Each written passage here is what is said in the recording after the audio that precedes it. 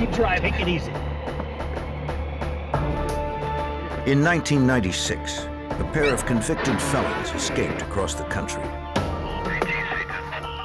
When a foreign military officer disappeared along their trail, authorities wondered if the armed fugitives had become killers. The FBI raced to find the escapees before more victims crossed their path.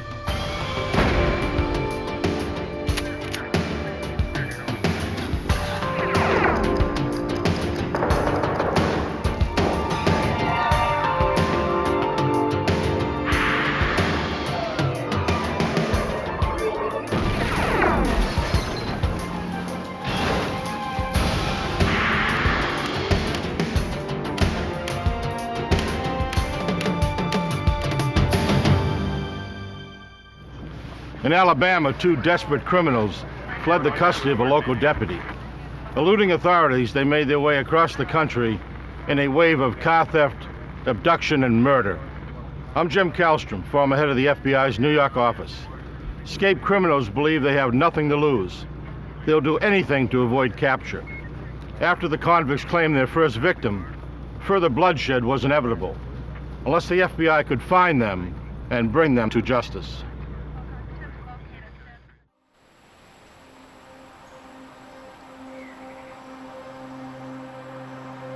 Central Alabama, May 21st, 1996.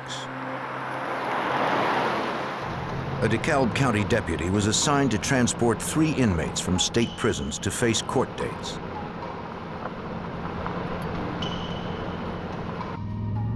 Michael Thompson was to be sentenced for murder. What it is, I always. The deputy knew Thompson, having transported him before. What they putting you back up there for this? Thompson had persuaded the deputy to let him sit in the front seat. Thompson had just met another inmate, Roger Yaden. The career criminal had 17 burglary convictions and 3 prison escapes on his record. The third inmate was on work release. The prisoners were not handcuffed for the short drive. As the group neared Talladega, Alabama, Thompson made his move.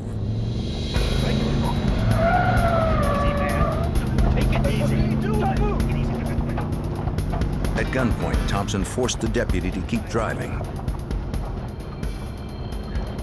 Keep him quiet. Take it easy. He ordered him to drive to a secluded area in the woods near Lincoln, Alabama. Open the door.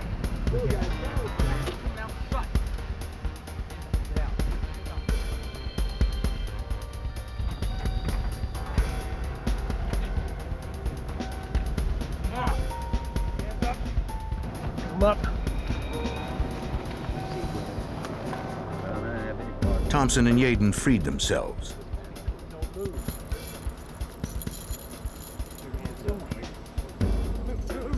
They marched their hostages into the woods. Keep walking his feet cool with it, man.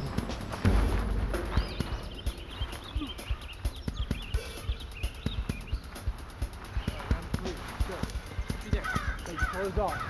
Go, strip, go. The men forced the deputy and the other inmate to strip out of their clothes. Just shut up. The shoes, too. The deputy's extra handcuff key fell unnoticed to the ground. Sit down. Sit down. Sit down.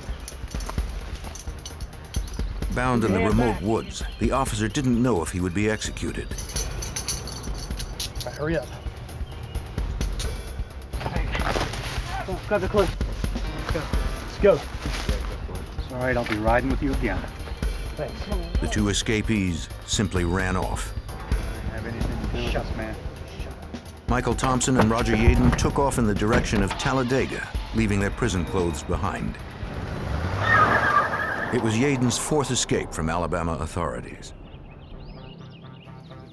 The deputy had to contact the sheriff's department.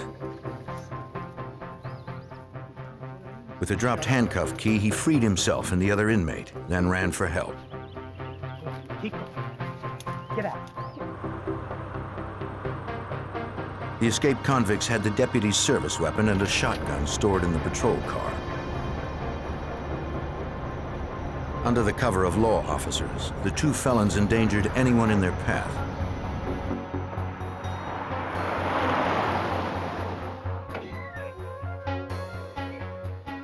The deputy and the remaining inmate had flagged down a motorist and reached the local police department. Problem is, I push my head against the window. Police immediately issued an urgent be on the lookout alert for the two escapees in the stolen patrol car. One individual, Thompson, 6 foot. DeKalb County law enforcement launched a search. But the area contained hundreds of miles of rural roads. Despite the search, no sightings of the fugitives or the deputy's car came in that day. Okay, let's start with the description of the man who had the shot. It wasn't until the evening that authorities received their first clue to Thompson's and Yaden's actions. A local paramedic contacted Talladega City Police and told them about his ordeal. He said that earlier that day, he was driving near Talladega when he noticed a sheriff's patrol car following him. When he heard the siren, the off-duty paramedic pulled over. He believed it was a routine stop.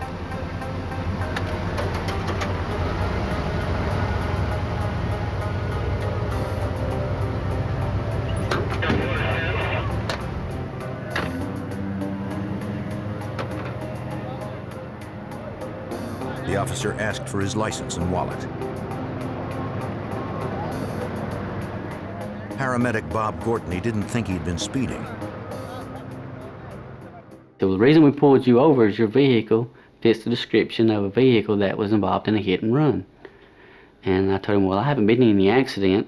You know, you can check my truck, you can look around, it's not a scratch on it. And he said, well, your truck fits the description that we've gotten, so we're going to, check it out. Gortney didn't suspect anything. No flags went off when he first walked up to me because he was in full uniform, had the badge and the name tag, and I really didn't make contact with the whole uniform. I seen the gun when he had his hand on it. Gortney gave the deputy his paramedic badge number, asking him to call in to verify his identity. But the deputy refused. Following the deputy's orders, the paramedic got into the patrol car. He believed it was simply a misunderstanding and that he would be released shortly. He said, well, we're going to carry you back over here to the accident scene. And I said, well, that's fine, my truck doesn't fit the description, and we'll just get this cleared up. He first realized something was wrong when a man in civilian clothes carrying a shotgun ran from the patrol car to his truck. Okay, let's start with the man approaching. From the description, police believe the man driving the pickup was Roger Yaden.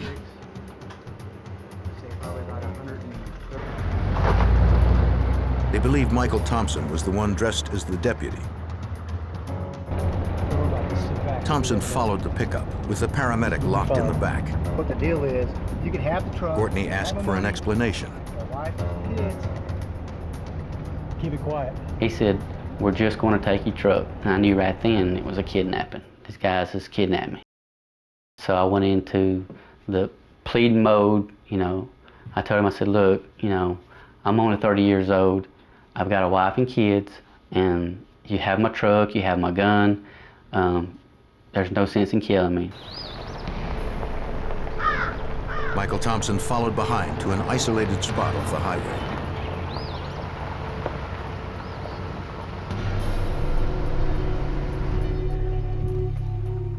Roger Yaden had found the paramedic's 9mm handgun in the truck.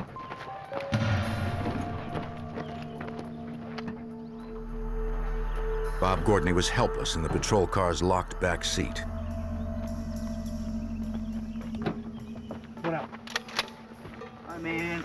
Take the money. Truck. The men forced him inside the cruiser's trunk. The kidnapped paramedic believed they were going to kill him. I was laying there at the point, so if they shot through the trunk, I knew they would miss me.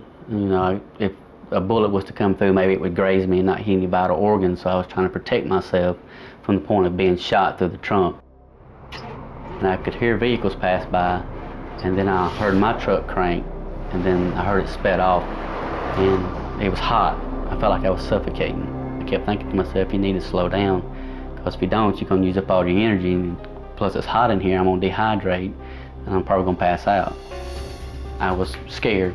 I was shaking, and I was laying in the trunk, and I got to thinking, okay, you're a paramedic. You've extricated people 1,000 times. Now it's time for you to do what you've learned to get yourself out of this trunk, to extricate yourself so you can still be alive. Using a jack he found in the trunk, Courtney worked for 2 hours.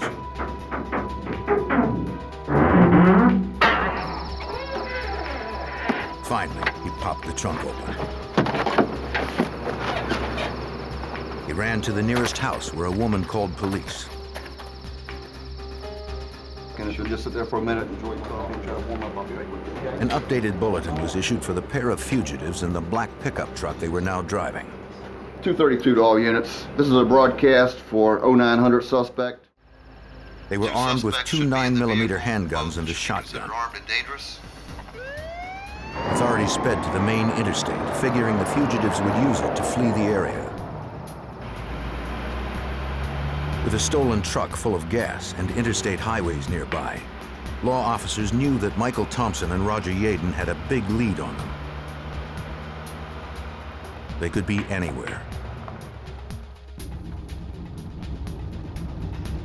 7 days later and 1,200 miles away, an abandoned black pickup truck with no license plates turned up in Santa Rosa, New Mexico.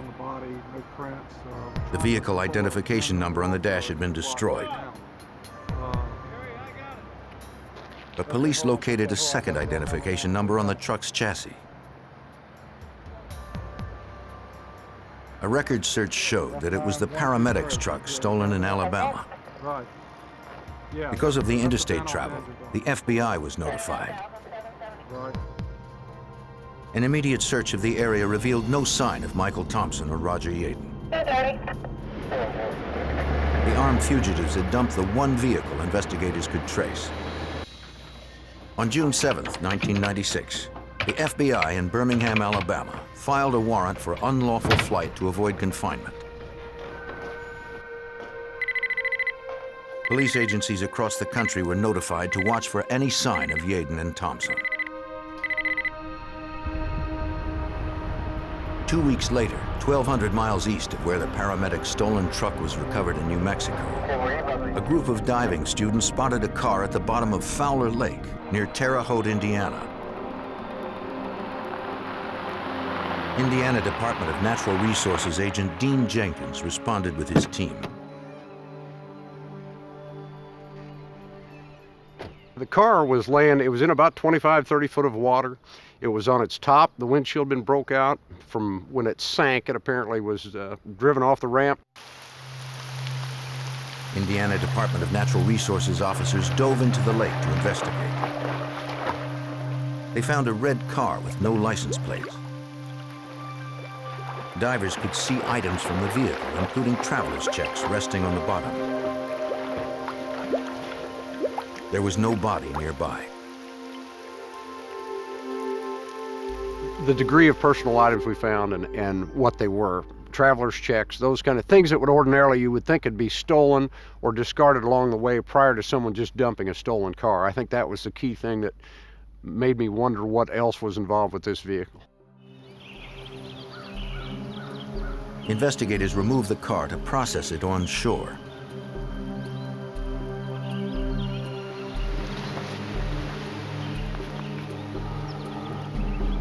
In the trunk, technicians recovered a British passport for Army Major David Nichols. Traveler's checks and airline ticket stubs issued to the Major were found in the glove compartment. Among the items was an Alabama jail booking slip with a local Indiana name and address written on the back. Checking the car's identification number, investigators discovered it was a rental from Colorado, reported missing along with the Major 16 days after he had rented it. The VIN number is 726JJ6. Because a foreign military officer was the likely victim of a crime, Supervisory Special Agent Jack Osborne from the FBI field office in Indianapolis was called in. He believed the name on the Alabama jail booking slip was the best lead in Major Nichols' disappearance. From the booking slip that was found in the car, on the back side was several handwritten notes, not so much with phone numbers, but maybe somebody's first name and an address. One of those names and address led us to a relative of Mr. Yaden who resided in Terre Haute. The relative was an aunt of Roger Yaden's. He was one of 2 escaped convicts whom investigators had searched for in New Mexico. She told an agent that she did not know why her name was on the back of the Alabama jail booking slip. She also had no knowledge of Major Nichols, his red rental car, or that her nephew had escaped custody. She told us that she did have a nephew, Roger Dale Yaden, who she believed was in custody in Alabama and had communicated a lot with him in writing as her children had. She did say that Yaden had some old friends in the area, but she couldn't recall their names. If Roger Yaden had made it to Indiana, the FBI believed murderer Michael Thompson was with him. They knew the pair of escaped convicts had already threatened to kill 3 others in Alabama and were last seen with 2 handguns and a shotgun. Agents feared that Roger Yaden and Michael Thompson may have used one of those weapons on the missing British major. In June of 1996, the FBI and Indiana police searched for armed fugitives Michael Thompson and Roger Yaden, who had escaped from Alabama authorities. They were considered prime suspects in the disappearance of British Army Major David Nichols, whose rental car was found at the bottom of an Indiana lake. According to FBI Supervisory Special Agent Jack Osborne, an Alabama jail booking slip found inside the car linked the fugitives to the missing major. The evidence certainly associated that vehicle with our missing major, and that he was not in and around Terre Haute, nor was he located in the lake. It likewise then identified our 2 escaped prisoners that we believed were together and did have possession of the British Army officer's car, and that they still possibly could be in the Terre Haute area. Agents went to the British Embassy in Washington, D.C. to find out more about the major's travel itinerary. Sent to us prior to his arrival. The FBI needed to determine where and when Major Nichols may have crossed paths with the armed fugitives. And it's also distressing. The British government provided us some very basic information that indicated a British Army officer of theirs had been in the United States, arriving on the 20th of May, arrived at Denver, and was to travel to New Mexico to attend a language school, and then to Texas to attend a second school. On travel orders issued by NATO, Major David Nichols was scheduled to arrive at the first seminar in Albuquerque on May 26th.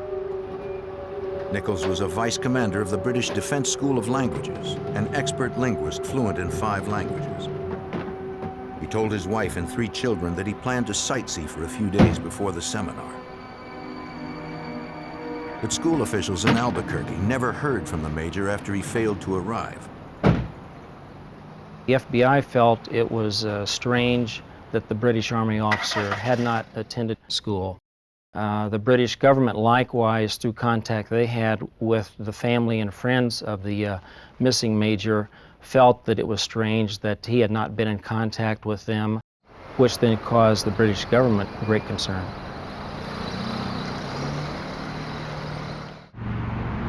Agent Osborne contacted the FBI field office in Albuquerque, New Mexico.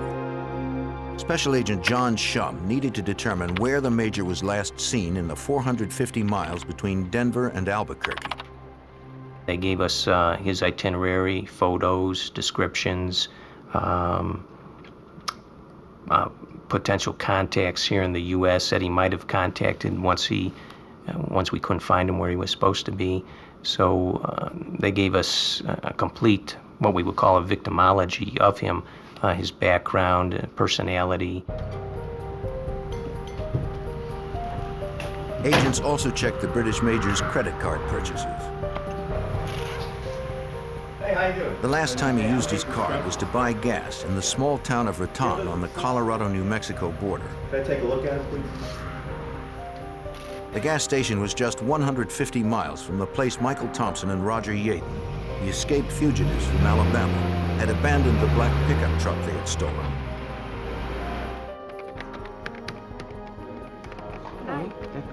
Agents wanted to confirm how far the British Major had traveled past Raton. Yes, please. They checked at a hotel in Old Town Albuquerque where the Major had made advance reservations. He never showed up, and his reservation was never canceled. The Major had disappeared somewhere between the gas station near the Colorado border, where his credit card had been used, and the hotel in Albuquerque. The FBI suspected Michael Thompson and Roger Yaden had abducted him, but they had vanished too. Agent Shum called the Major's wife in England to find out more about how her husband may have reacted if accosted by two desperate criminals. She told me he was a very gentle man, he was a very good man, and that if he was confronted with by these people, that he would not have been confrontational. He would have been willing to do what they say, give them anything they want, just to avoid a confrontation. And she said that he would have been very concerned about his safety and being able to make it back to England to help raise his boys. 1,200 miles away in Indiana, close to the lake where the Major's car was found, local police received a call from a junkyard manager who reported seeing two suspicious men on his property. When the officer arrived, the two men fled from a pickup truck loaded with scrap metal. It was unsafe for a lone officer to follow two men into the woods. He called in the truck's license plate numbers and learned the vehicle had been stolen.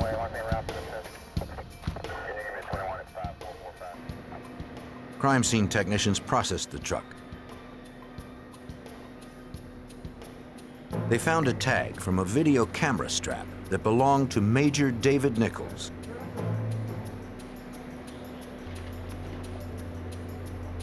They also recovered a letter that was addressed to fugitive Roger Yaden's mother in Alabama.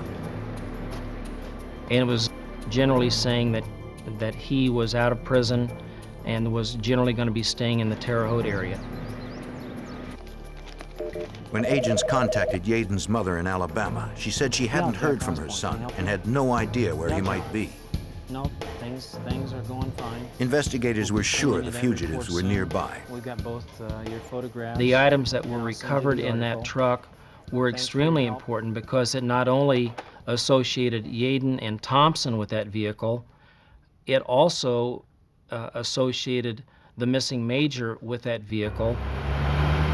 It was more compelling evidence that Yaden and Thompson were likely responsible for the Major's disappearance.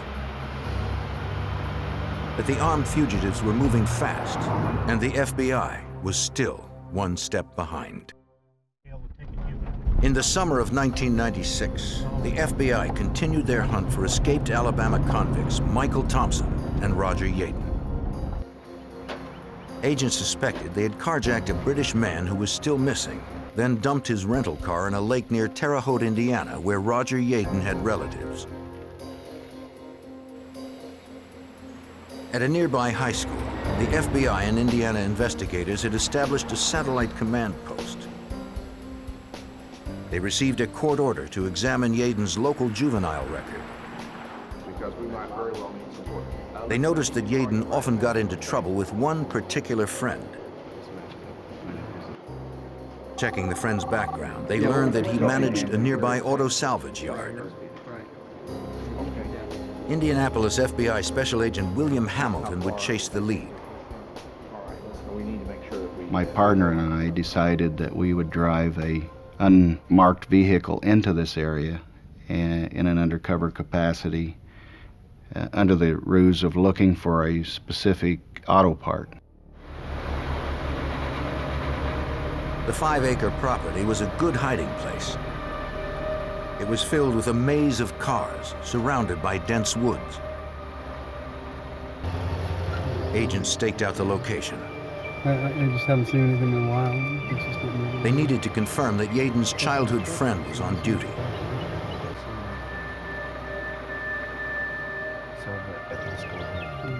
In order to assure their identities would not be discovered, they left their badges and weapons in their vehicle. After going all the way to the far south end of the salvage yard, we noticed a trailer back in the woods, and there was 2 white males there working. The men fit the general description of the armed fugitives, but the unarmed agents could not be sure. Hello. They hoped to learn more from the manager. You get a lot of stuff in. The undercover agents engaged him in small talk and confirmed that he was a friend of Roger Yaden's. The childhood friend, he indicated that he'd known Yaden for several years. They had both came to his residence in early June, and they showed up there in a red Taurus. That car matched the description of the missing Major's vehicle. By the time the agents finished their conversation, the 2 men they had glimpsed earlier were gone. The FBI believed those 2 men had been Thompson and Yaden. After assembling an arrest team, agents and local officers raced back to the salvage yard. On the way, they noticed a pickup speeding in the opposite direction. One agent spotted Roger Yaden inside, traveling with the salvage yard manager. They couldn't see if Michael Thompson was also with them. Investigators gave chase. They trailed the truck to a dead end. Yaden jumped out and headed for the woods.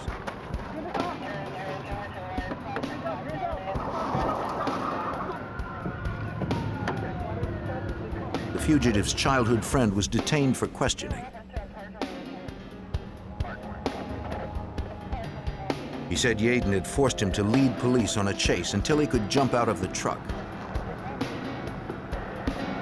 Assured he had not intentionally harbored the suspects, police later released the friend.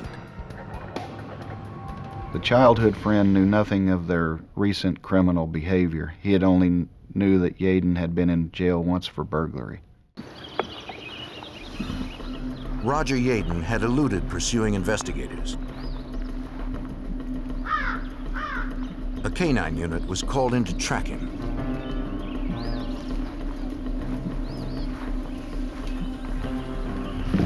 The highly trained dog picked up a scent. Mike. Mike. Mike.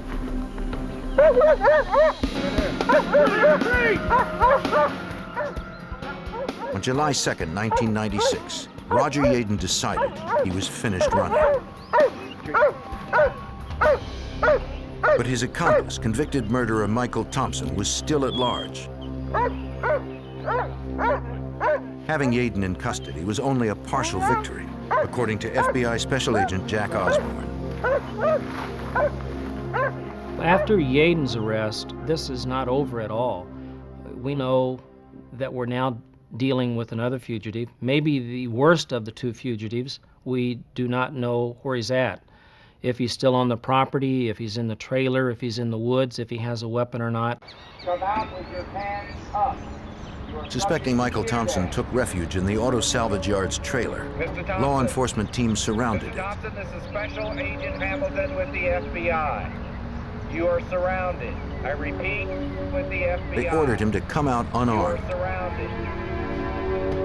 This is a warning. We Agents warned anyone inside that the trailer would be tear gassed. Come out with your hands up. Again, I repeat, we are going to fire tear gas. There was no response. Come out with your hands up. The atmosphere was very tense.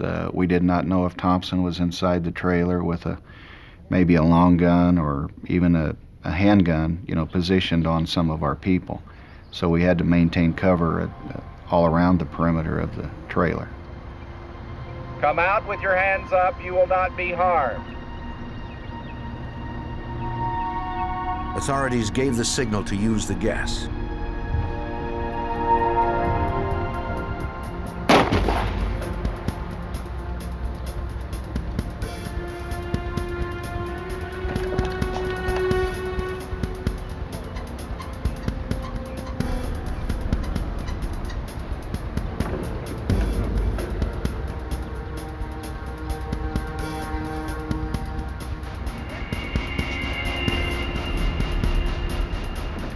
They stormed the trailer.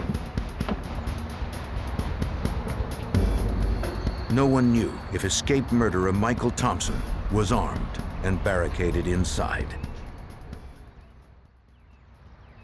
Mr. Thompson, I repeat, Mr. Thompson, you need to come out. On with your July hands 2nd, up. 1996, You are after subject to capturing tear Alabama gas. fugitive Roger Yaden in Indiana, FBI agents stormed a salvage yard trailer where they believed his partner was hiding.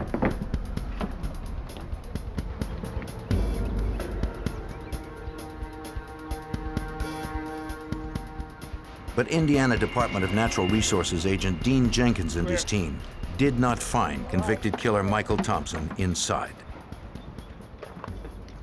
That was a terrible disappointment because we figured we were on to him. We caught one, we were looking to get the other one and pretty much make it a clean sweep, and he wasn't in there. Agents questioned the salvage yard manager, a childhood friend of Yaden's who had unknowingly harbored the fugitives. He said he had no idea where Thompson might be hiding, but he did show agents where Yaden and Thompson kept their belongings.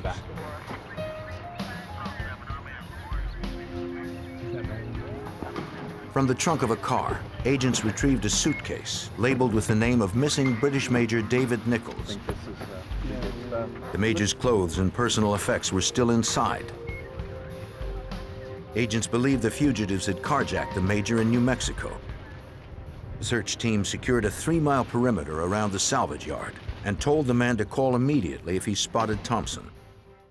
We used canines and broke up into teams of 3 and 4 officers with canines and searched the area, ran tracks all throughout the lot, the salvage yard area, and then the surrounding woods looking for him, and that took an awfully long time. That went from the time they inserted the gas in the afternoon well past darkness.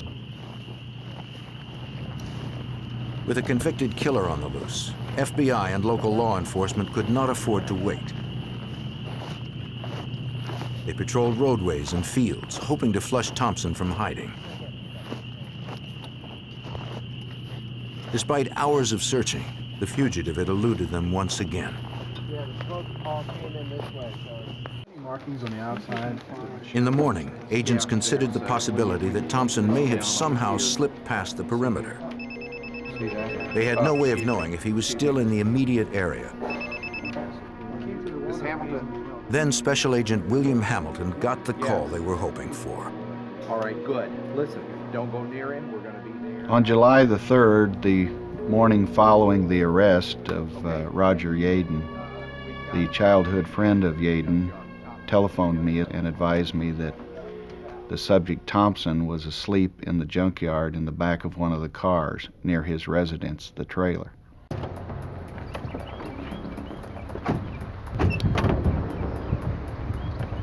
The team was concerned that Thompson would be armed.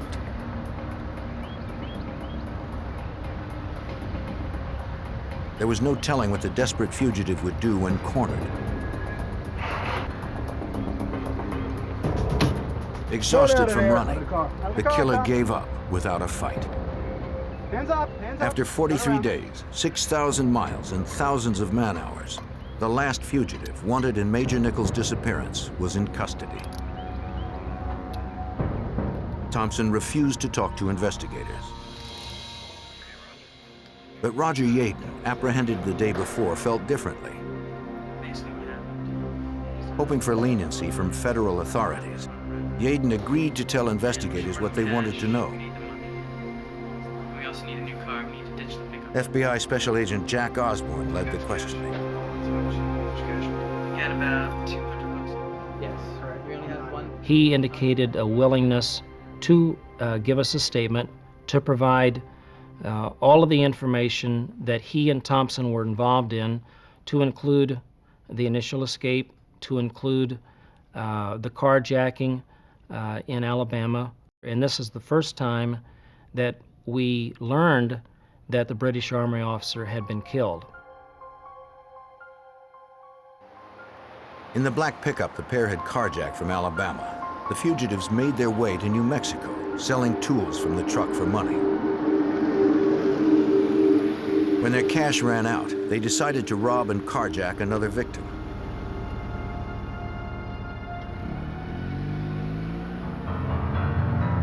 They staked out a remote rest area 100 miles south of Raton, New Mexico, the last known town where British Major Nichols had traveled. The convicts figured that tourists would be traveling with a lot of money and waited for someone who was traveling alone.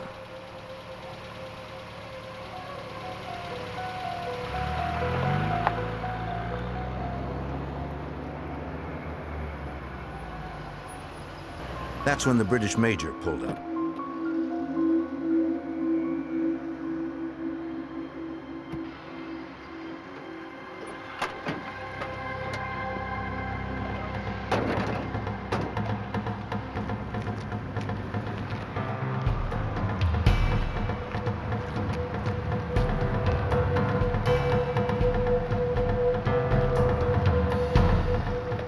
As they had done in Alabama, they forced their victim into the trunk of the car. Thompson drove the Major's rental car, while Yaden followed in the truck. From Yaden's account, the British Major reacted to the crime as the Major's wife had predicted he would, according to Special Agent John Shum. Everything she said about him is exactly what Yaden told us happened, that Major Nichols was non-confrontational. He did what he could to keep the situation from escalating. He talked about his 3 boys in England, about how he needed to get back there for them, and he asked that he not be hurt because he was concerned about what would happen to his children. Nothing to do with it. I was in the pickup truck. I was in the back. Yaden said Thompson had planned the whole thing and that he was calling the shots. They drove 50 miles until it was dark, then pulled into a deserted area off the highway.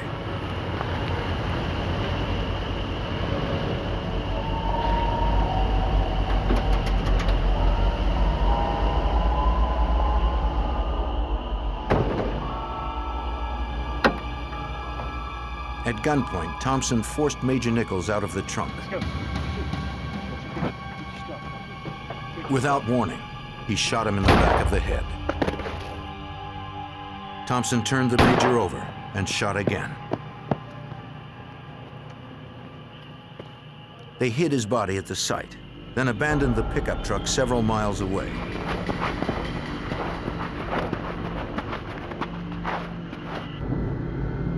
Yaden said Thompson never explained why he had killed this carjacking victim. You didn't have to kill him. The pair of fugitives drove Major Nichols' car to Indiana, where they dumped it in Fowler Lake.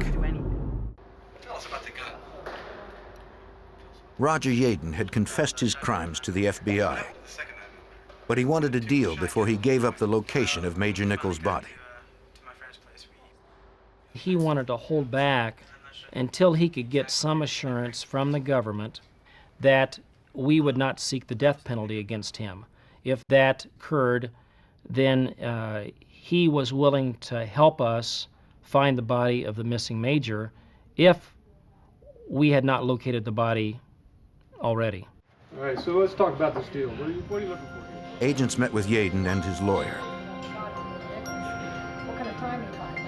The prisoner said he would tell them where the body was if they also promised he would not serve time in an Alabama state prison. You want the federal. What's going on? We need to know. Initial searches without his help turned up nothing. FBI Special Agent John Shum was worried the Major's body would not be found without Yaden's help. I don't follow this. What is the deal? The most important thing for us to do was find Major Nichols' body. That was going to be important to be successful in any prosecution, and it was important for us because it was the right thing to do. Since we couldn't make him safe in this country, since we couldn't guarantee his safety, at least we could return his body to his family. So, what are we going to get out of this? You think you're asking for a federal facility? Federal prosecutors agreed to the deal. It's all written out. What are you looking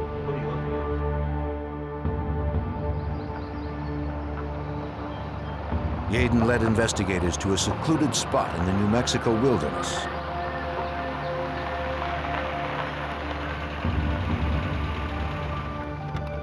The prisoner was an accomplished escape artist, having fled custody more than once. Well, we were very concerned about that because he had escaped 4 times before in Alabama.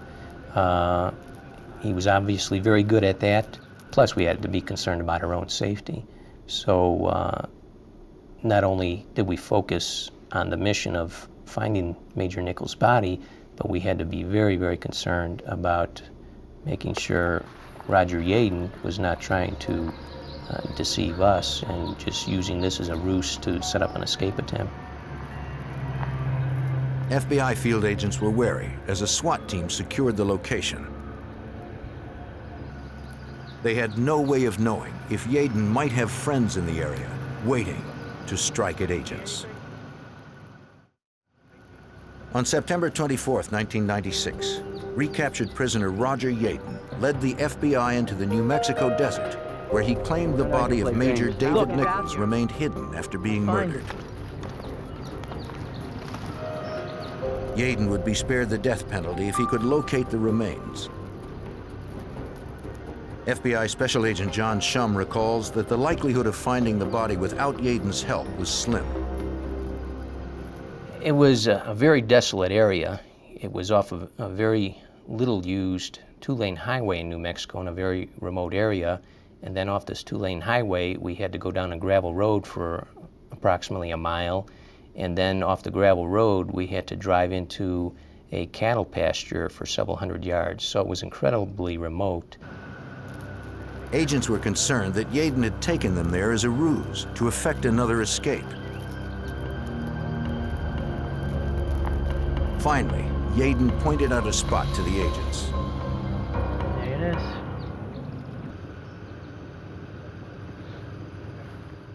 And even Yaden himself seemed very somber and respectful of the situation we were in, that we had finally located this man's body and we're going to be able to give him a proper resting place now.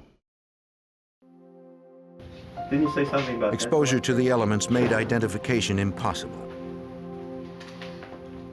Examiners took dental x-rays, which were later matched to records sent from England. Right. Major Nichols' family in Britain was notified. The officer's murderer, Michael Thompson, avoided a possible death sentence by pleading guilty in federal court to carjacking and murdering a foreign official. He was sentenced to life in prison with no possibility of parole.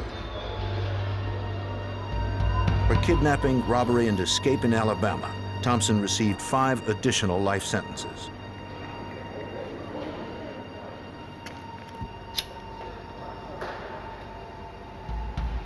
In exchange for his cooperation, Roger Yaden was allowed to plead guilty to only 1 count of carjacking and was sentenced to 18 years.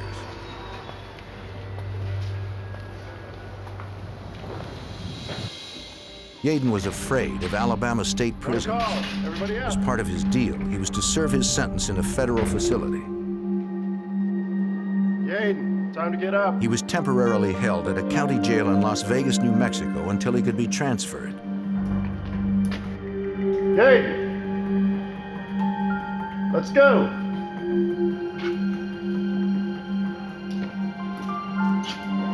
Yaden, get up. Come on, get up. Remarkably, Roger Yaden had escaped again. 2 other inmates also made the breakout with Yaden. The search party with a dog team tracked Yaden's scent from jail, but the trail ended at an interstate highway.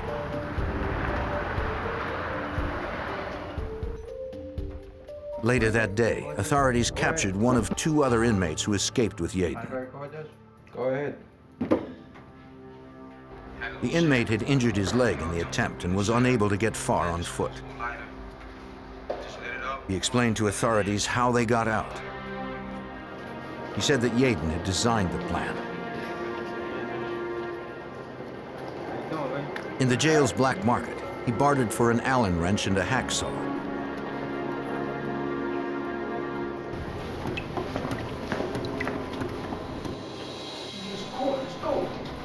Yaden unlocked maintenance panels to gain access to air ducts that led to the roof.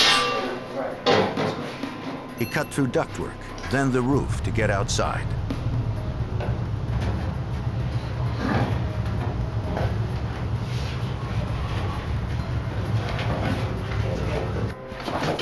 A 4th man stayed behind to replace the panel.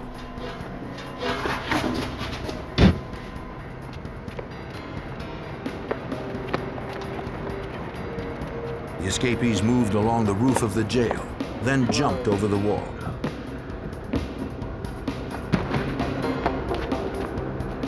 Once on the outside, the inmates said they split up. That was the last time he saw Yaden. Prison officials called FBI Special Agent John Shum to give him the bad news. And once I heard Yaden escaped yet again from federal custody, my first reaction was I was very angry, because here was a guy that had a history of having escaped numerous times in the past. The people that were responsible for his custody knew his history, and they should have been more careful. Investigators believed Yaden would likely head toward family and friends in DeKalb County, Alabama. Have you seen Roger lately? No, he's been Agents in jail interviewed this anyone long time. Yaden might have contacted in the area, including an ex-girlfriend. Have you talked to him on the phone? Letter? No letters. Like the others, she said she hadn't seen or heard from him. They left a card and told her to call if Yaden surfaced. Think of anything, call him? Sure. Thank you. Yeah, I wanted to tell you that. After the agents left, she admitted to her current boyfriend that she had let Yaden hide in her house. It was an accident. He was upstairs in the attic. I guess he's your guy, but he's gotten himself into a lot of trouble. The boyfriend was upset and called police. Nearby officers responded.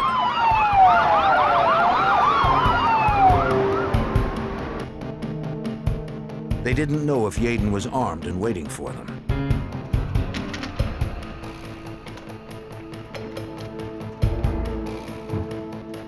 Five weeks after his escape from New Mexico, officers finally cornered Roger Yaden.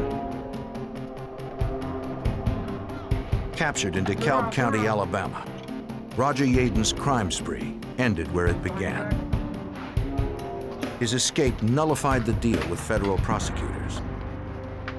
Go ahead, check this area. He was charged with the crimes he had committed during his last escape from Alabama. Alabama Assistant Attorney General David Estes prosecuted Yaden in Talladega. The jury in this case deliberated for a very short period of time, an hour at the most. And they came back and they convicted Roger Dale Yaden of 3 counts of kidnapping in the first degree, 2 counts of robbery in the first degree, and 1 count of escape in the first degree. Yaden received 5 concurrent life sentences without parole. Now in maximum lockdown, Roger Yaden will never leave Alabama prison alive.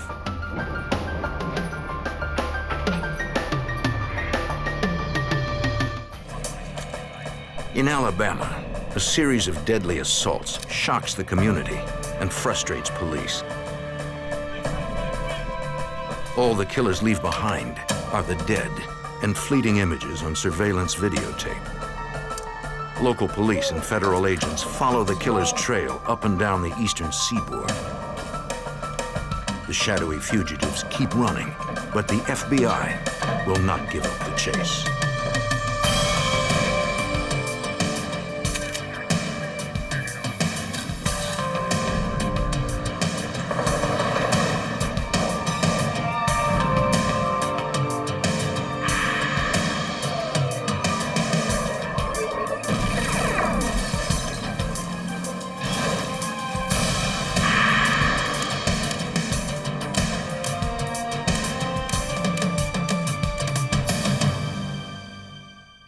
Surveillance video is often the most precise witness to a crime.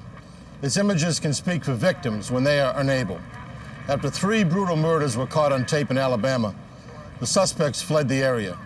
They had an arsenal of stolen weapons and swore they wouldn't be taken alive. I'm Jim Kallstrom, former head of the FBI's New York office. Racing across several states, the fugitives tried to elude the FBI, and agents hoped to capture them without more bloodshed.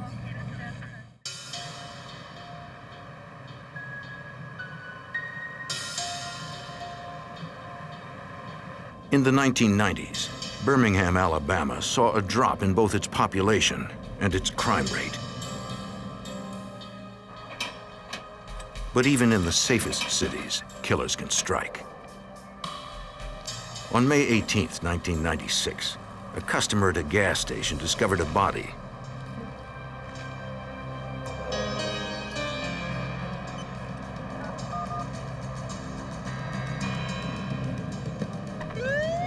Birmingham police responded to the 911 call.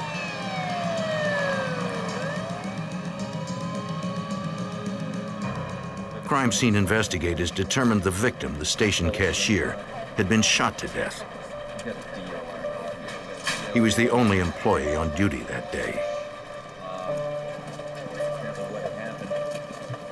The customer hadn't seen what happened to him.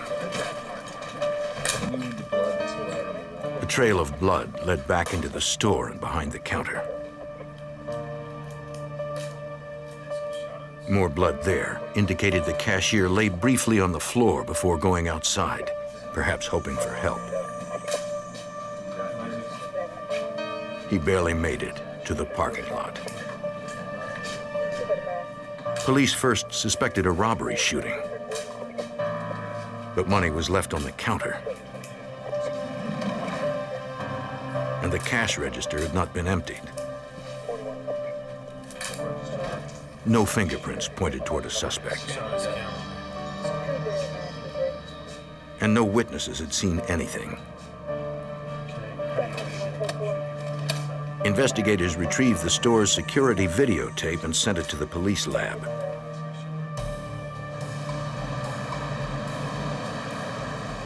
The tape had degraded because it had been reused many times in the recorder. So the footage of the crime was blurry and few details could be seen.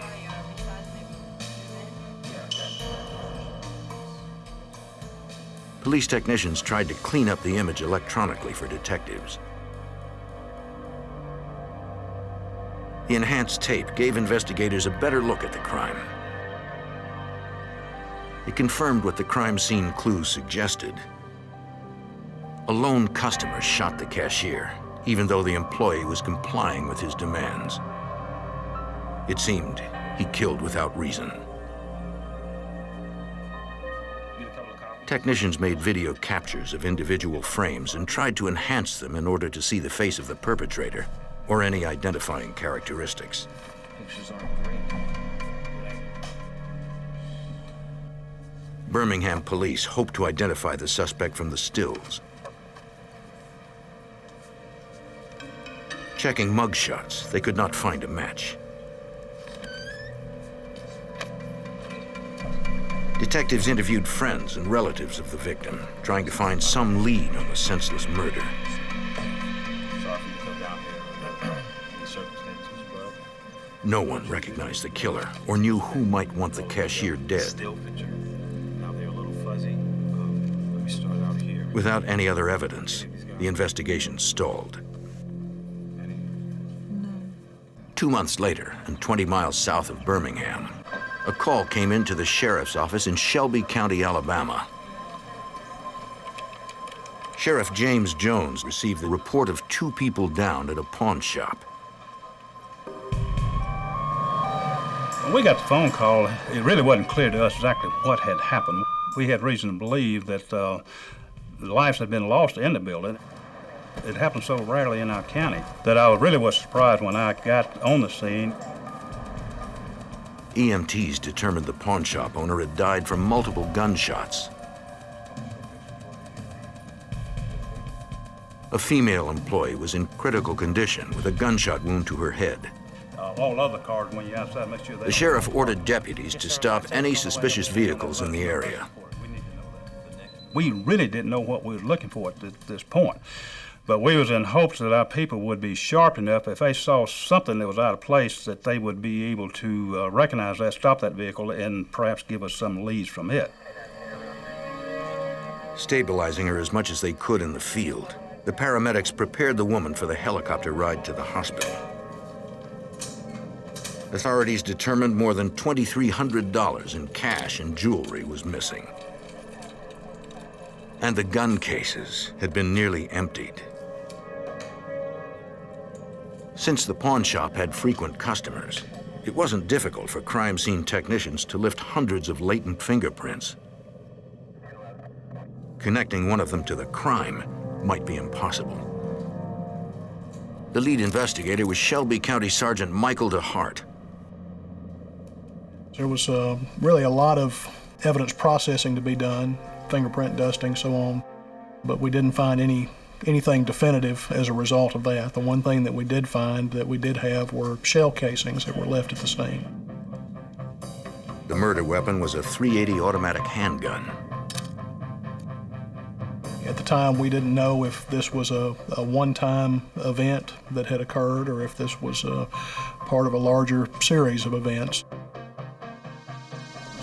The in-store shooting was similar to the earlier gas station murder, but this crime occurred during a robbery. Detectives checked for the shop's security video. Then they remembered something. I was talking to the owner a couple of weeks ago, and he was talking about putting a dummy machine in. He was talking about putting a real one over in this area. Sergeant Russell Yawn found the other machine in the actual surveillance videotape. The second, or the real VCR, continued to operate even after they took and unplugged and removed the tape from the dummy VCR. And it continued to record even until the time that I pushed the eject button. The videotape showed 2 young men entering the store at 3:23 p.m. They cornered the shop owner, forcing him behind the counter with the female employee. Deputies spotted a red pickup truck barely visible outside the shop. It might be the getaway vehicle. The suspects looted the pawn shop for 13 minutes while the employees watched. They then shot the hostages, point blank. We saw nothing that told us that these 2 victims resisted or attempted to resist. They were very compliant. And I'm sure they did that with the hopes that they would live. But instead, their life was taken by execution style. And that was very disturbing to see that. What I don't understand is, this is just garbage. Sergeant Yawn and his partner, Sergeant Donald King, found more evidence near the spot where the victims had been killed. As we were doing our search at the pawn shop, we saw a small pile of garbage in behind the counter, and we noted it at the time. Why was the garbage there? There was no garbage can. It really didn't make a whole lot of sense at the time. There was also some metal filings on the floor mixed in with the trash. The filings likely came from a key-making machine installed on the counter. Detectives collected them for later examination. They believe the killers took the garbage can, but they didn't know why. Federal law requires that anyone buying or selling firearms must keep records of the transactions. Detectives asked another employee to bring up the store's weapons manifest, comparing it to the guns still in the shop. Yeah, I think that's, They realized the suspects took an entire arsenal. yeah, I think that's it. There were 32 stolen weapons in the hands of vicious killers. We was very disturbed about what else would they do, what were they doing now, and what would they do again in the future. Because of the potential for more violence by the heavily armed killers, sheriff's detectives immediately contacted the Shelby County District Attorney's Office. Prosecutor Randy Hillman joined the investigation. We like to be in on the front end of any investigation. It makes things a lot easier for us. It makes things a lot easier for the police officers working the scene as well. The surveillance videotape was the best evidence investigators had to find the killers. It showed the suspects carry out many of the stolen items in a guitar case. One of them shot both the shop owner and the employee. At one point, his gun jammed. Almost mechanically, he cleared and reloaded, and then kept firing. The two suspects got into the waiting red pickup, both on the passenger side. There must have been a driver, a third suspect. Technicians made photos from video captures, but the quality was poor. We had photographs of these individuals actually doing the execution. We had a partial photograph of the vehicle that they were in, but we didn't know who they were. And the level of violence here was critical to us. I mean, we had to stop these guys before it happened again. Less than 8 hours after the shooting, investigators learned the pawn shop employee died in the hospital. Now there were 2 innocent murder victims. Technicians at the Alabama Department of Forensic Sciences examined the bullet fragments and casings found at the pawn shop.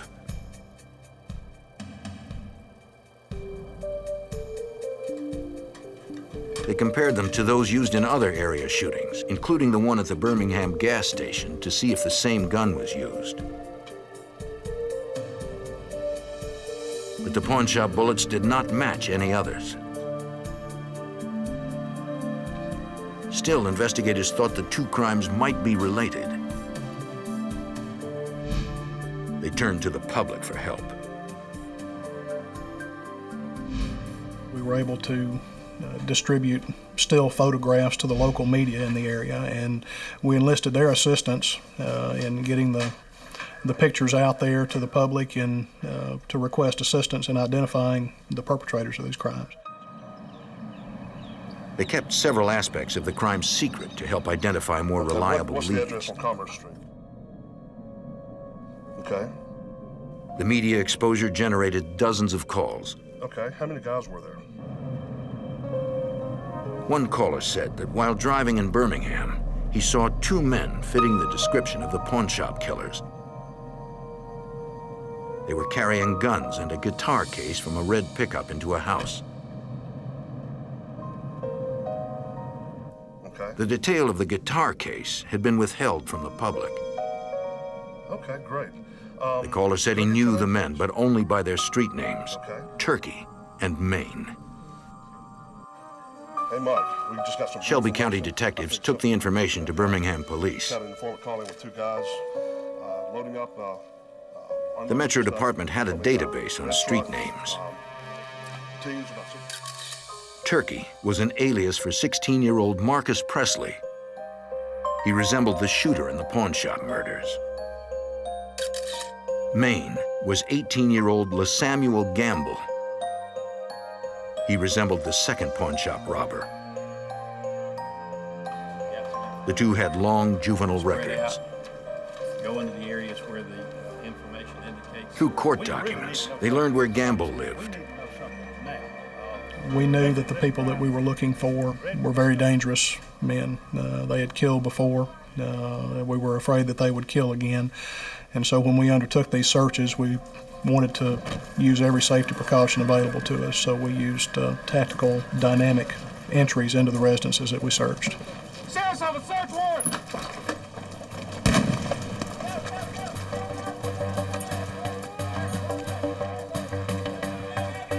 The arrest team cleared the house where Gamble had been living. No one was home. Nobody in the house? Nobody? A pair of cold-blooded killers with an arsenal of stolen weapons remained on the loose. Everybody's inside. We'll set up a perimeter. Okay. Thank you. Don't see any movement? On July 28, 1996, Alabama investigators searched for Marcus Presley, LaSamuel Gamble, and a third suspect believed to be involved in a double murder at a pawn shop. A tactical arrest team entered the house where suspect Gamble lived, but they found no one there. Armed with a warrant, detectives searched the house. Shelby County Sergeant Russell Yawn recovered evidence that directly linked the suspect to the pawn shop murders. During the search, we found the videotape that came from the dummy VCR. It was destroyed, the case was cracked and broken, the tape pulled from the housing, and it indicated to us that they were aware that they were being recorded, and they had the presence of mind to stop and try to remove or eliminate all evidence of their crime. They also found an empty guitar case. It appeared to be the one taken from the pawn shop. Sergeant Donald King found more evidence in the kitchen. We were able to find a garbage can, and in the bottom of it had some labels, some price tags and so forth from some of the guns and some of the jewelry from the pawn shop. And it also contained some of the same metal shavings that we were able to tie back to the robbery scene. Sergeant Michael DeHart was frustrated that they didn't find any of the 32 stolen weapons. At the time that we did the search, we knew that 3 people were involved, but the third person we didn't know. When we did the search at the residence, we found a paycheck stub in a coat pocket that had the name Stephen McKenzie on it from a business in the Boston area. So paycheck stub.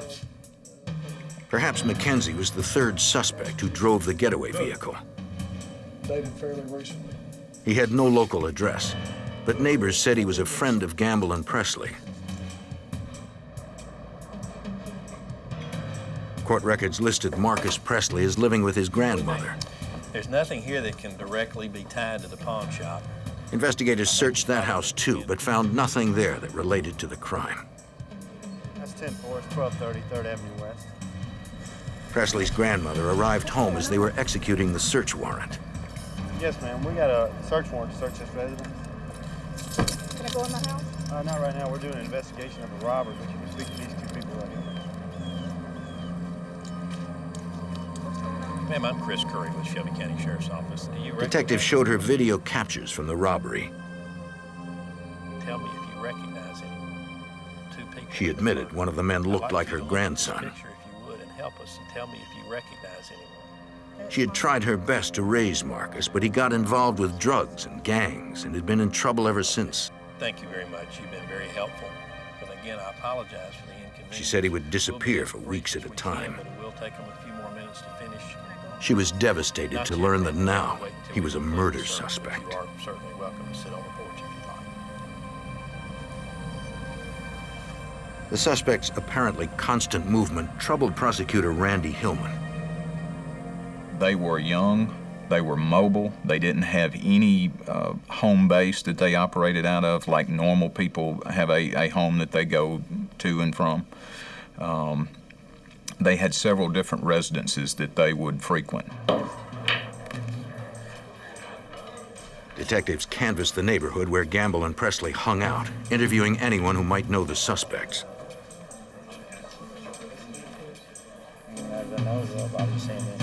Several people in the neighborhood said that lately, Gamble and Presley had been flashing jewelry and giving away guns to members of their street gang.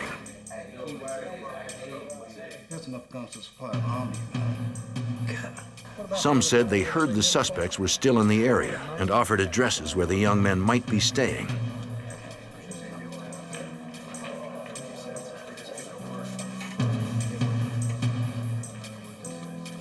The detectives checked all the addresses.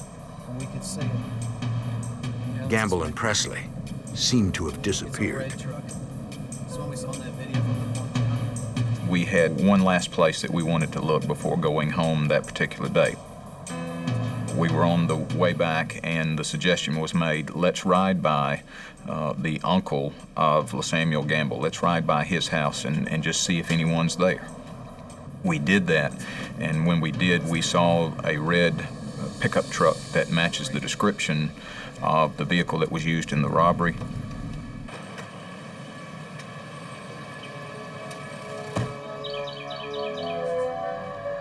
It had no plates, but they could see the vehicle identification number.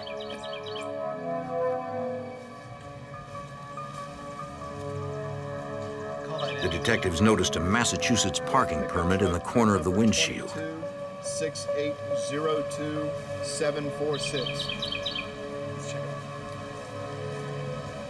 They hoped Gamble's uncle would have information about the suspects.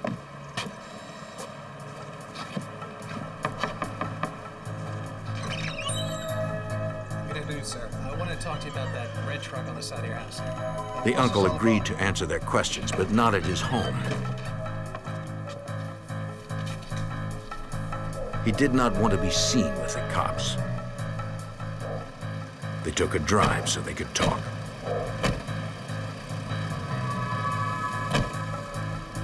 Okay, Mr. Gamble, we've done. The uncle told investigators that the truck belonged to Stephen McKenzie, a friend of his nephew. Where in Boston? It was the same name as the one on the Boston pay stub. The uncle admitted that his nephew recently stayed at his house with McKenzie and Presley. The trio had cleared out several days ago. Sergeant Yawn believed the uncle knew details. And at first he really didn't want to give us any useful information, but we continued, and he did admit that they had left town and they had gone to Boston. A check of the red pickup's Massachusetts parking permit confirmed that the truck belonged to Stephen McKenzie, the suspected getaway driver. Everything going okay? Eventually, the uncle gave investigators permission to search his property. He suggested they look under the porch.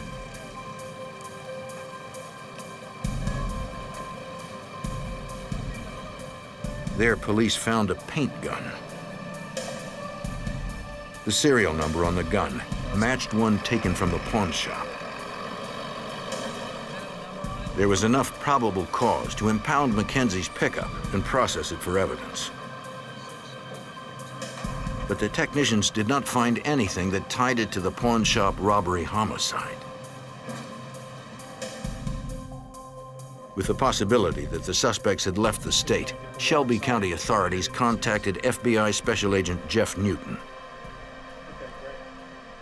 They requested FBI assistance in locating suspects that they had identified as they believed to be responsible for this terrible crime. At that point, I got information from the case from the Sheriff's Department representative, realized that we had enough probable cause at that point to apply for a federal unlawful flight to avoid prosecution, or UFAP warrant. The FBI re-interviewed the suspect's friends. They told agents Gamble and Presley were acting desperate and volatile, and that the pair had promised, if the law ever caught up with them, they would not be taken alive.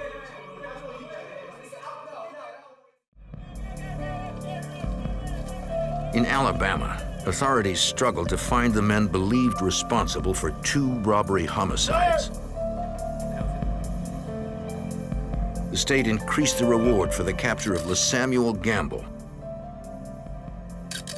Marcus Presley, and Stephen McKenzie to $100,000. FBI Special Agent Jeff Newton believed the suspects left Alabama for Boston. Anybody who's a suspect in a double homicide is automatically rated at the highest priority. I immediately notified our Boston office, you got bad guys heading your way we believe or may already be there. I gave them lots of details, everything I learned from Shelby County pertaining to their level of violence, you know, what they look like. We were sending photographs, we were sending full physical descriptions. At the Boston, Massachusetts FBI field office, Special Agent Joseph Altman received the priority call. The 3 individuals were identified to us as vicious killers, that they had made claims to the effect that they would not hesitate to kill again, that they would not be taken alive, or that they would take the life of any law enforcement officer that attempted to stop them. Birmingham agents also sent Boston a list of places they should investigate. One was the construction company where suspect Stephen McKenzie had worked.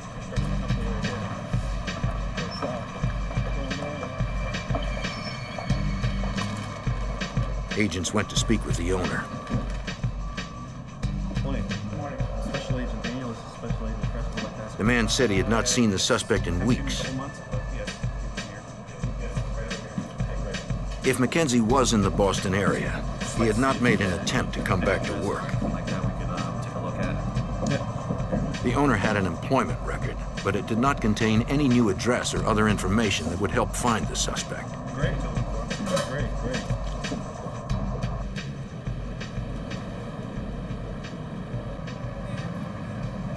Boston authorities staked out the other addresses that Birmingham had sent, including one of another uncle of LeSamuel Gamble.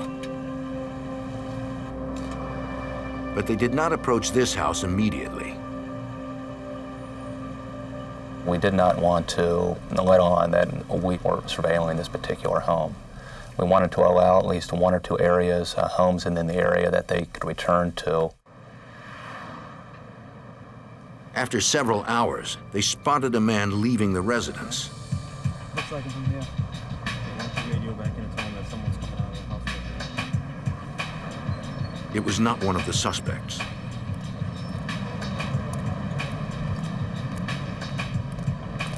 They waited until they were sure he was alone and not being watched.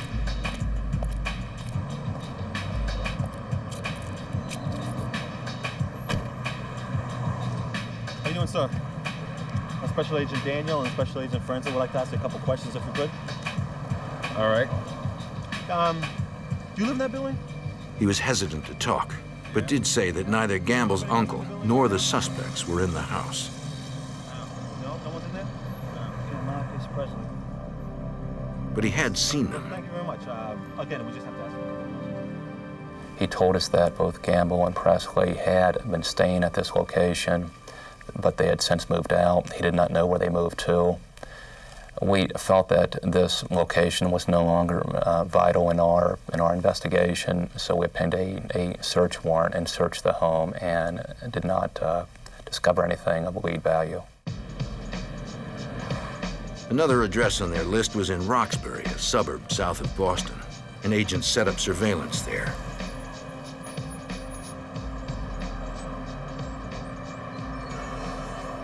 It meant more long hours with no promise of a payoff.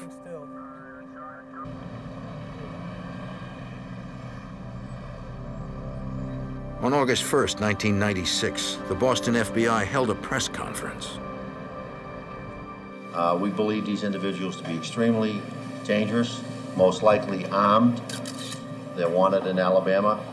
We'd like to bring these individuals in. They distributed wanted posters and asked anyone with information to call a special tip line. Hey, Hey, what's up? The media campaign produced dozens of leads. One was an address outside Boston where alleged getaway driver Stephen McKenzie was said to be staying. There was no word whether Gamble and Presley were with him. All right, let's go. The tactical arrest team had to be prepared for a fight.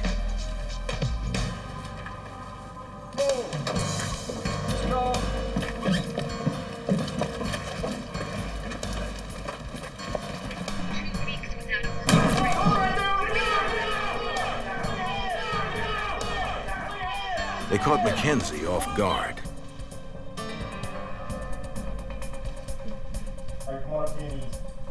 But Gamble and Presley were nowhere to be found.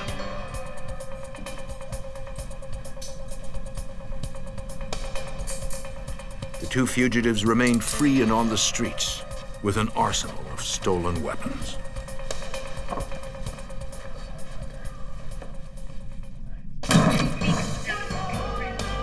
In August of 1996, the Boston SWAT team arrested one of 3 suspects who had fled Alabama after 2 robbery homicides. The suspected getaway driver, Stephen McKenzie, was unarmed and taken in for questioning. Good work, guys. Investigators searched the house where he was staying. They found jewelry, later determined to be from the Alabama pawn shop that was robbed. They also recovered 3 weapons. Running the serial numbers of the guns, agents learned they were among the 32 weapons stolen from the pawn shop. But nothing in the house indicated where LaSamuel Gamble and Marcus Presley were. Boston agents held McKenzie on a charge of receiving stolen property. They contacted prosecutor Randy Hillman in Shelby County, Alabama.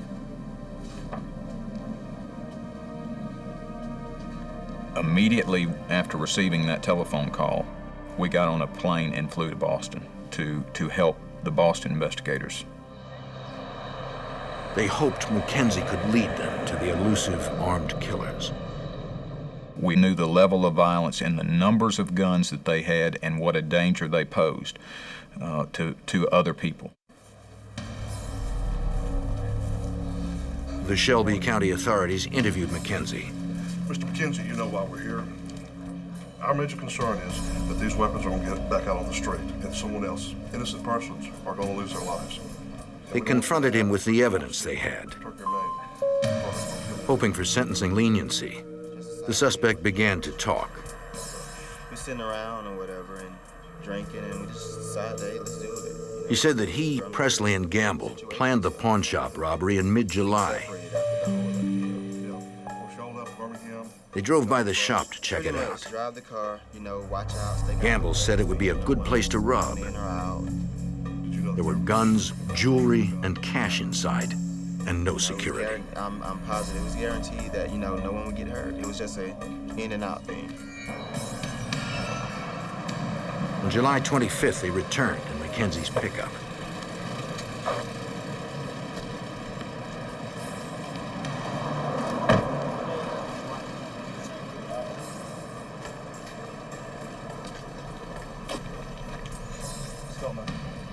Gamble and Presley went inside while McKenzie waited.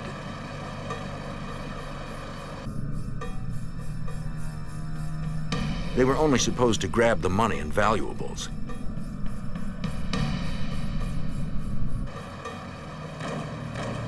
But then McKenzie heard shots.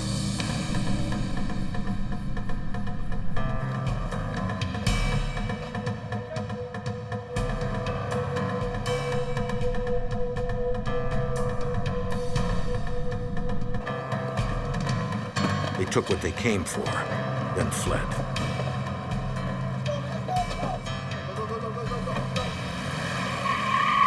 I have a hard time believing that you don't know where they are. I know we're right there close. We're real close to them. I still think that they're real close around here. McKenzie said Gamble and Presley had run with him to Boston. I mean, I don't know.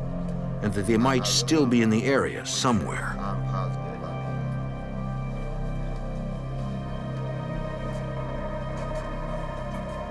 it. Investigators were He's unconvinced. not telling us everything. He's not a pathologist. That's right. We'll let him sit in it for a But we're while. not He supposed to claimed that he discuss did not know where they were at the time, which I don't know that he did. He did give us some information about where they had been staying, the different houses that they may have gone to, and some other information. I think Mackenzie held out on us.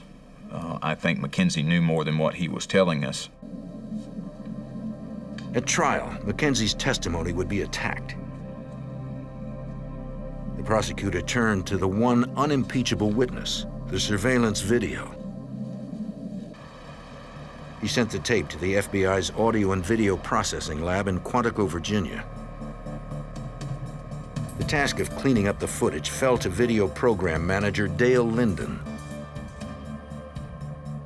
This tape was a VHS recording on a security system. It had, I would say, fairly poor quality as far as resolution. It had a backlighting issue where the camera was facing towards the windows. At some points, some of the people in this video scene looks like silhouette.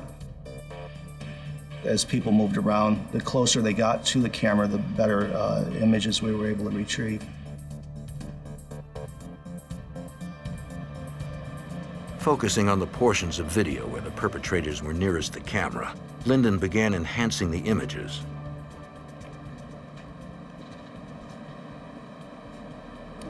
Once we digitize these images, we will go through each one.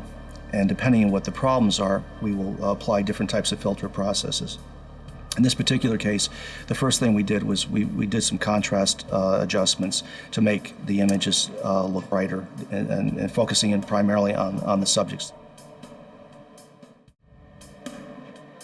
In this particular case, I felt that we did some improvement to get facial detail of the face and the weapons, and also their movements within the store itself. The results strengthened the case against Gamble and Presley. Now authorities needed to catch them.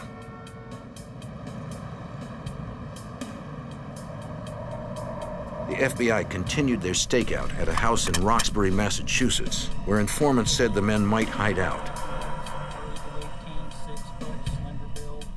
It was the best lead so far for FBI Special Agent Joseph Altman. We surveilled this house for approximately 48 hours. The street information that we had was getting better and better all the time, that the individuals were holed up in this house. We thought that we saw movement in the house. Are they ready? This is Special Agent Frasker. SWAT ready? Field agents told the SWAT team to prepare for entry.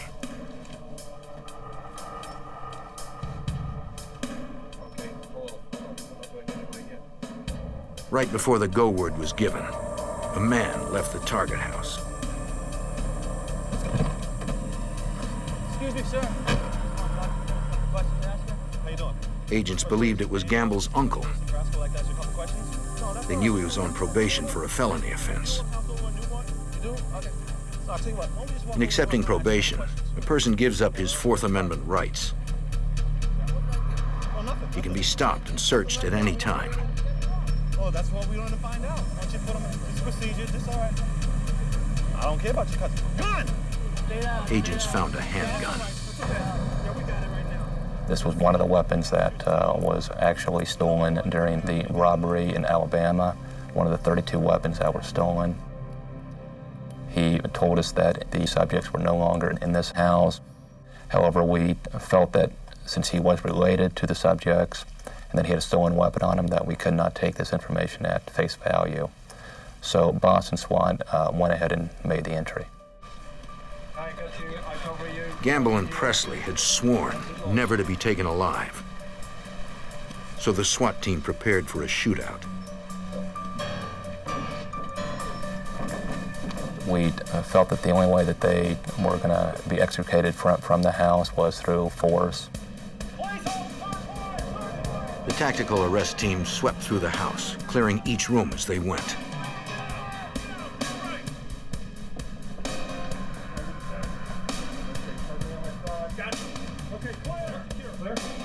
Clear.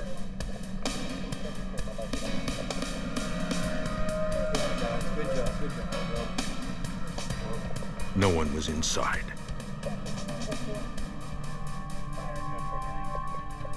However, they did find some travel bags belonging to Presley and Campbell. Inside these bags were a couple of weapons, in addition to a photograph. The photos showed the fugitives getting on a bus. The travel bags contained the shirts worn by Gamble and Presley at the pawn shop. Investigators also recovered one of the guns used in the pawn shop robbery. Thank you, officer. Thank you very much. Come on. Come on, guys. The uncle confirmed Gamble and Presley stayed at the house. You found these pictures in there. Yeah, those are the guys. Who's that? Those are both of them? He said they left on a bus for Virginia, where Gamble's girlfriend lived. Yeah, they had guns. They had guns too? Okay. The FBI and Boston police had missed the dangerous fugitives by a matter of hours.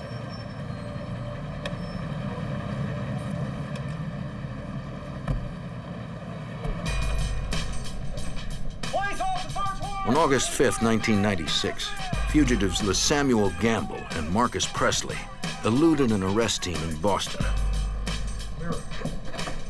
Found these pictures in there. An uncle told agents the men had left for Virginia, where one had a girlfriend, but he did not know exactly where. Okay, that's enough. Thanks. To narrow the search, the FBI obtained the phone records of houses in Boston where the suspects might have stayed. For nearly 48 hours, agents combed through the records, looking for common numbers.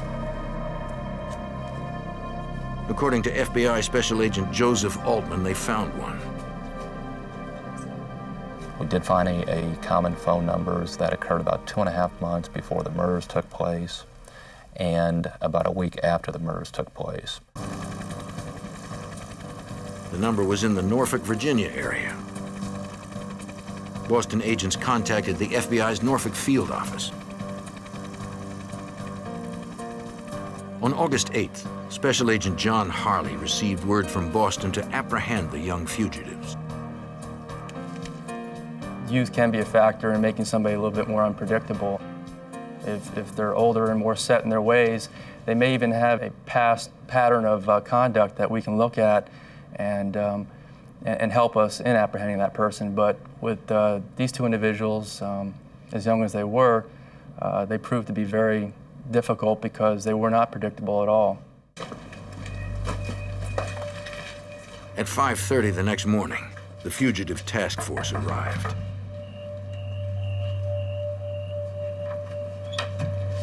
You alone in there? An individual came to the door who we weren't sure matched description or not initially, but we went ahead and detained him there at the door and asked if we could go ahead and consent to search his apartment, at which time he said we could. Seen these guys? You ever seen them before? The resident recognized photographs of the suspects. The individual who we talked to provided us information that he had had a party recently at his apartment and that two individuals matching the description of Presley and Gamble had come with a girl that he knew. The place was empty, but the resident gave agents the girl's address. Time is starting to tick by, and we then have to head over to try to locate this apartment where this girlfriend is apparently living, who's associated with the two subjects. An arrest team quickly assembled outside the target apartment, a third-story residence. Norfolk police helped cordon off the area while agents assessed the building for entry.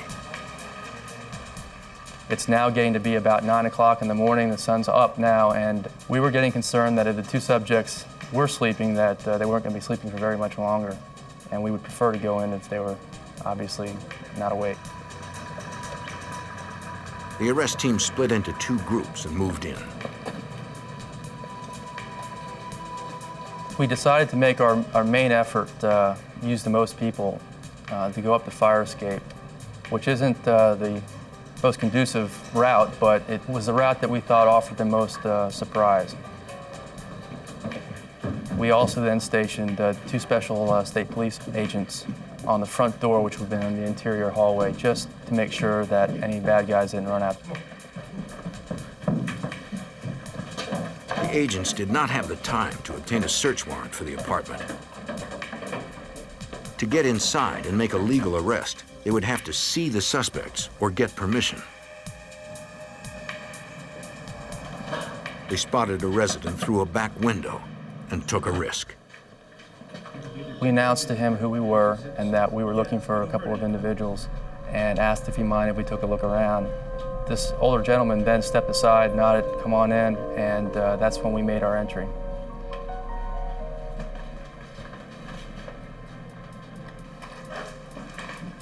They found Presley first.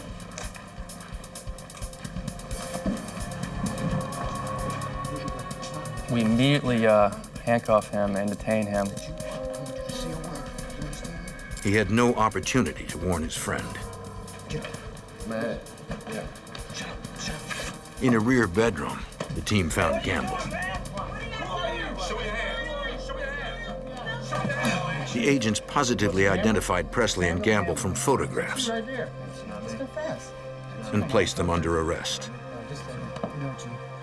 U.S. Marshals transported the fugitives back to Shelby County, Alabama.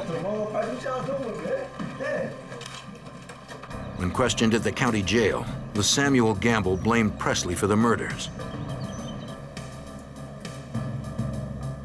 When they spoke to Marcus Presley, he had a different story. Each believed they had destroyed the surveillance tape. Presley and Gamble both still thought that there was nobody alive from the robbery who could say exactly what happened.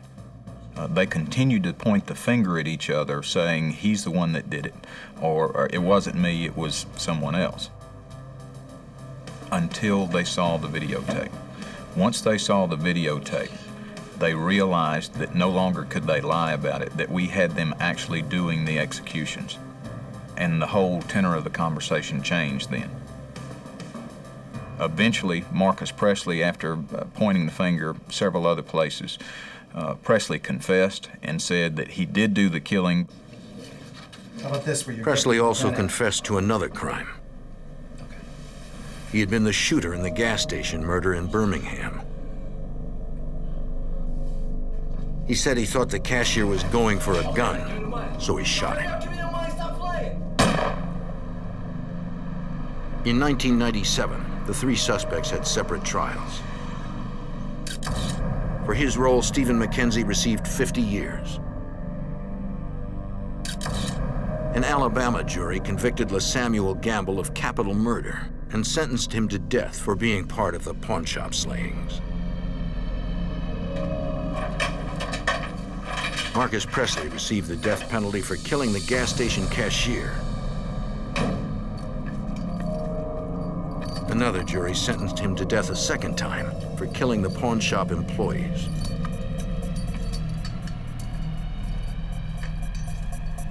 When the jurors saw this tape, they were shocked. People are used to seeing violence on television, and we've seen so much of it that you kind of become detached, that it becomes old hat to you. This was an actual videotape of 2 people being executed, and it had a profound impact on the jury.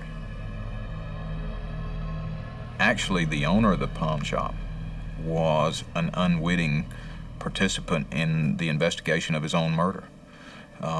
By having the dummy VCR and putting that tape in our hands, showing the actual executions, he helped us solve this case a lot more quickly and with conviction, with absolute certainty. Whereas if we hadn't had this tape, it would have been a guessing game.